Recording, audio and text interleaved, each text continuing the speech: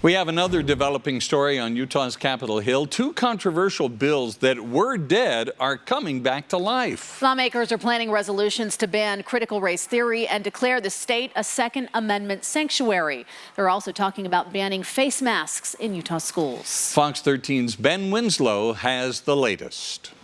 Fox 13 has confirmed the House and the Senate each plan to run resolutions supporting a ban on teaching critical race theory in schools and declaring Utah a Second Amendment sanctuary. Critical race theory is the idea that systemic racism is built into American society, and both are generating some debate. The governor declined to consider either in a bill form for tomorrow's special session, so Republican lawmakers have decided to run resolutions, which are statements from the legislature that are not legally binding. They're simply our positions, and hopefully, especially with critical race theory, we hope the school district, school board pays attention, and really they're the ones that probably ought to deal with this issue.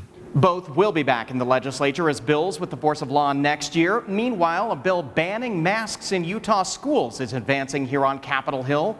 We allow children to go to school if they choose without a mask on. The Utah State Legislature's Education Interim Committee considered a bill that will mostly ban mask mandates in schools in the fall. If you want to wear a mask, you still can wear a mask. All this is really saying is as we come into the fall that we can expect some normalcy. Lawmakers have been flooded with communications from conservative groups who want the mask mandate lifted. We have a beautiful thing here in Utah. It's called a fundamental liberty that requires that you allow a parent's right to choose. The state's largest teachers union says it was not consulted on the bill. No, they didn't talk to us, they didn't talk to superintendents, they didn't talk to principals. If we want to really learn from this pandemic, is that good policy means the inclusion of all voices, not just the loudest. But lawmakers were divided, with some Republicans joining Democrats in opposing the bill for different reasons. To me, there's no difference between the governor telling everybody to wear masks or us telling people not to wear masks.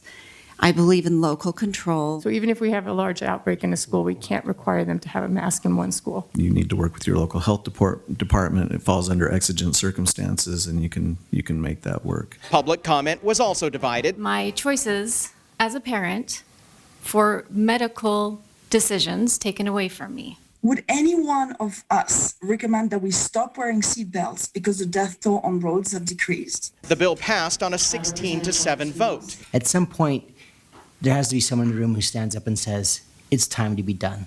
Now, that bill on the mask mandates will be voted on by the full legislature in the special session on Wednesday, where lawmakers will also spend $1.6 billion in federal COVID relief money.